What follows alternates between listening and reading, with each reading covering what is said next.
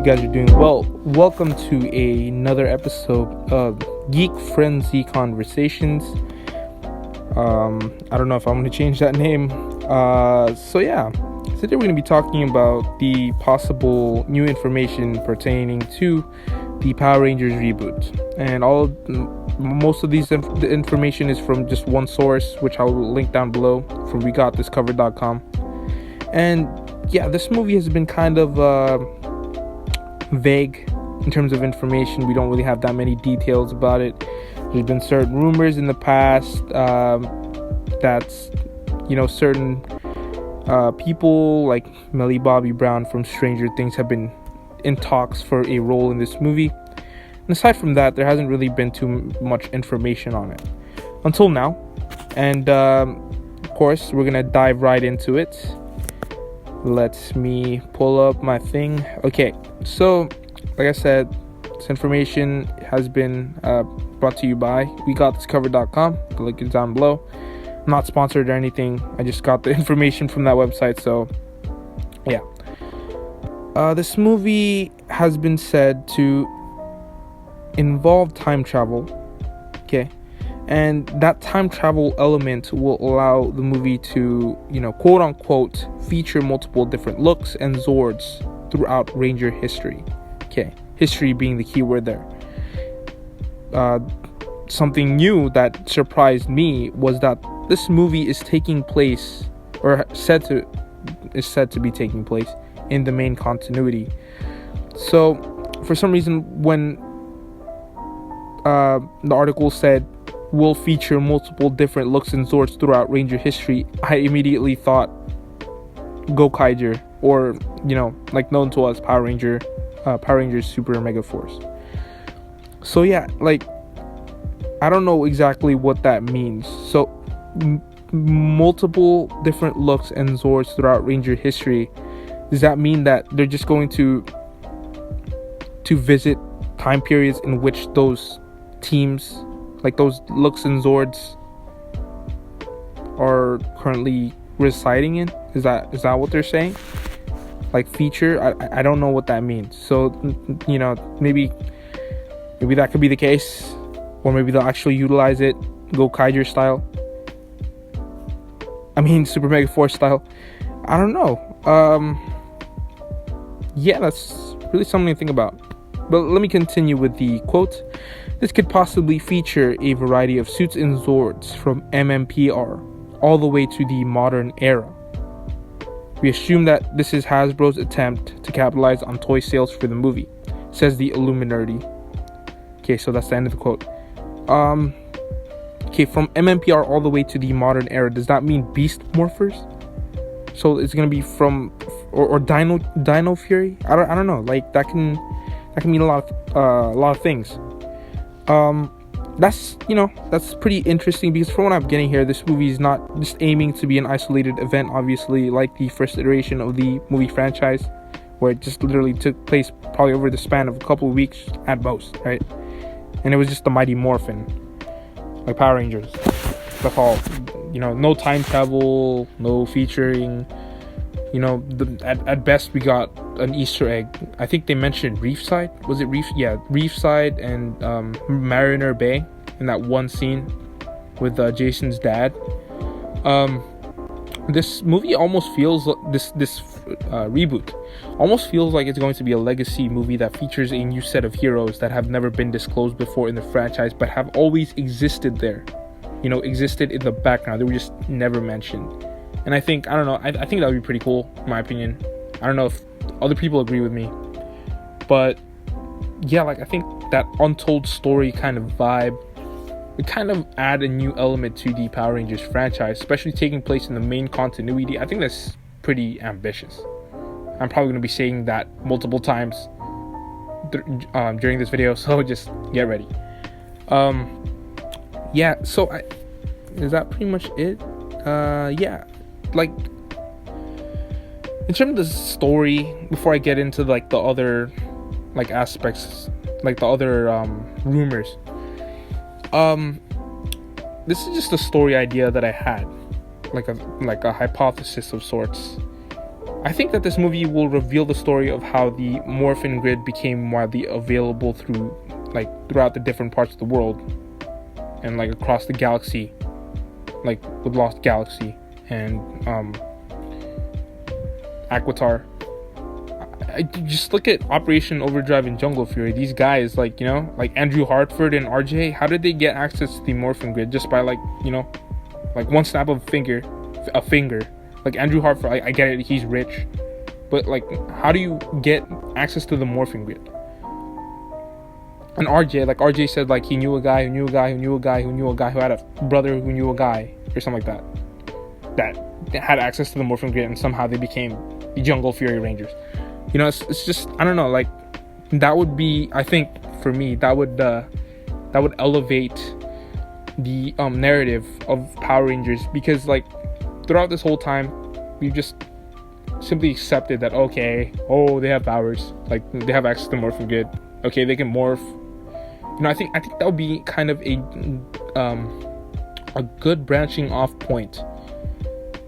I think it's just hypothetical, really. This movie has been said to feature a diverse LGBTQ cast featuring more than 5 Rangers. More than 5 Rangers, right? Here's my theory for that, or hypothesis. Okay, let's just get into hypothetical mode here. More than 5 can indicate that there was some event. Okay, don't. This is just my idea. If you guys think it's bad, by all means, feel free to bash me in the comments. I will take it.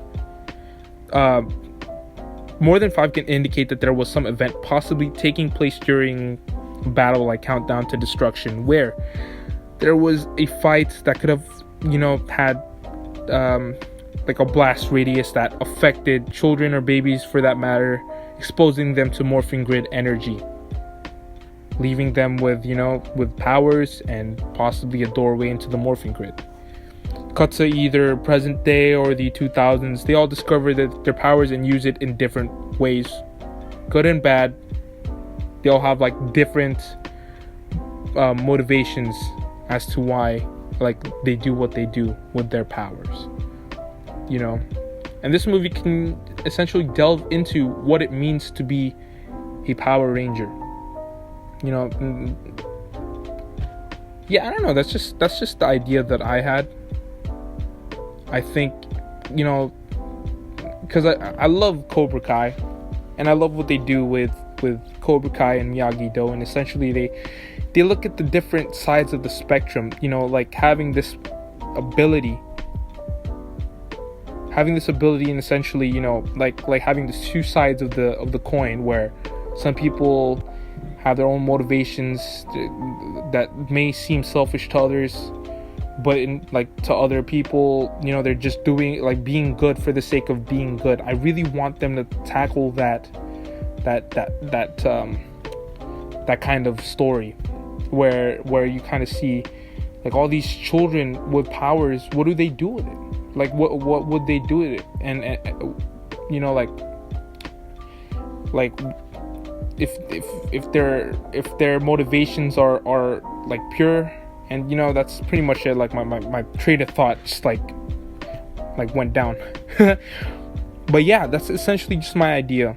I think that would be a good more mature kind of story taking place in the same continuity, would kind of make this expanded universe a more richer place. And I think that if the rumors, spoiler warning, you guys probably know about this issue already. If it's true that Toy and Hasbro called it quits, and they're not going to adapt any more future seasons of Super Sentai to a new Power Ranger season, I think that would be the reason, because this movie is going to take Power Rangers into a whole new direction, making it more mature. Think about this. The Marvel Cinematic Universe, okay? they have kind of, borderline lighthearted movies like Ant-Man, Spider-Man. What else is there? Like the Marvel movies are family-friendly movies, right?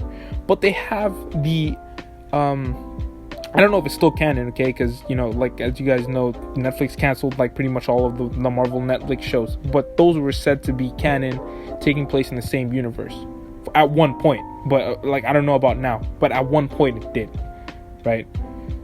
So, who's to say that the Power Rangers franchise can't go down that direction as well?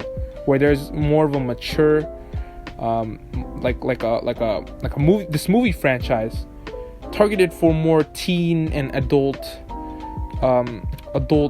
audience, while still producing Power Rangers franchises that are original and set separate from Super Sentai, like completely eradicate Super Sentai, make whole new seasons that are completely American, completely original, and just have those two sides of the spectrum pretty much. And the narrative in the movies can have implications on the series, similar to how Agents of S.H.I.E.L.D. runs. And I think that's the only course of action. But that can also have some problems, I think, because it's pretty hard to balance. And you have this new team of movie Rangers, while also continuously pumping out live action shows, like live action TV series targeted for kids. And the only solution for that I see fit is making the movie live action franchise, how do I word this, continue, okay, say we're stopping with Dino Fury, right? And then boom, we get the movie franchise. The movie franchise is going to carry the torch for the live action continuity. They're not going to produce any more live action shows until maybe in the future, where they see an opportunity for that. But for the kids portion, for the kids as a targeted audience, they're going to start with MMPR animated, and then do every season animated. I don't know, they're just gonna reboot it, starting from MMPR, and then they're going to do Zeo. Well, of course, they're going to probably take a couple years for MMPR because they had a couple seasons. So essentially focusing on that target audience, which is kids. And then the movie is going to focus on the target audience, which is adults and teens who have been long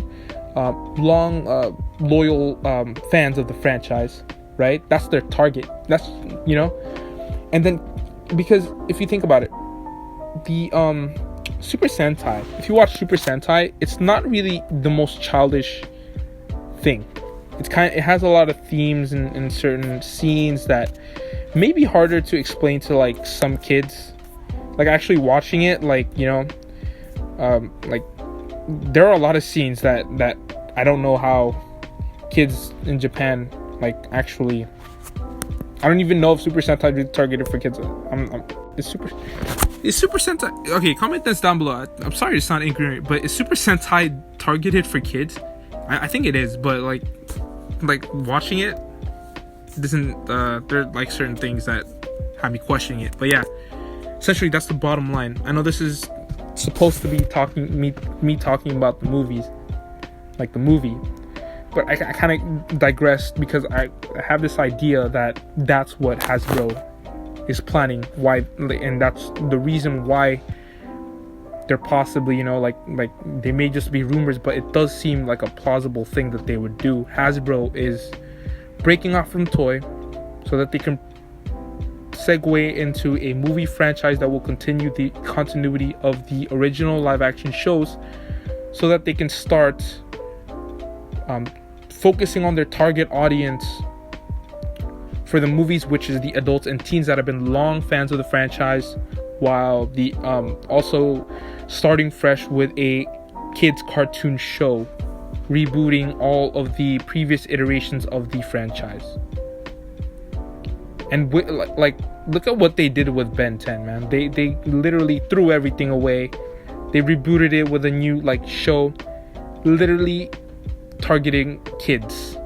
Like, if you see that show, it's so senseless. It kind of makes me feel bad for, like, as a fan of Ben 10, because like the story, there is story, but it's not as kind of like it's not as deep as the old show, from what I've seen. I don't know if they've changed that, but really the new show is nothing like the original show, like Ben 10 Alien Force, nothing, because I think they wanted to focus on kids of nowadays, because kids nowadays are definitely not the same as kids from back then. Kids from back then, they could handle like more, like gruesome transformations and stuff. Sorry, I'm talking about Ben 10 now. But essentially that's the same thing with Power Rangers. Like, there are some things that may not be okay with kids today if they watch the old show. Or that's what I think. I don't know. Maybe kids are different from how I perceive them nowadays. But yeah, that's essentially, I think, what Hasbro may be planning. Yeah, and I think that's great for them, because they wouldn't be bound by the shackles of having to fit their story on the Sentai footage. I think I really applaud the writers of Power Rangers, because they have such a great they've done such a great job with handling like seasons like RPM, where it's like almost completely different, yet somehow properly utilize the Sentai footage. So I think that's awesome. But now they're gonna have more freedom to do what they want with the characters. Like, do what they want with the characters, take them in any direction they want without having to adjust based on the footage from the Sentai series. And then at the same time being able to target their main audience at the moment, which is like kids, because like they shouldn't just target the kids, they shouldn't just target the adults. But right now what they're doing with their show is trying to balance that, but now they don't have to, because they have the kids show and they have the movies. So that's just an idea, and that's pretty much it. We've run out of time. Just shoot me your thoughts down below. I really want to hear it. If it sucks, please let me know. I give you the license to bash me. And please check out our other content, Geek Frenzy. We'll be pumping out more videos for you guys. Hopefully after the whole pandemic thing, we're going to produce more live action fan films and original stories. We've already been working on Quantum Unit and some other projects, some other fan films that I'm not allowed to disclose yet, because they will get mad at me. But yeah, just shoot me your thoughts down below. I really want to hear it. Thank you guys. Stay safe, alright?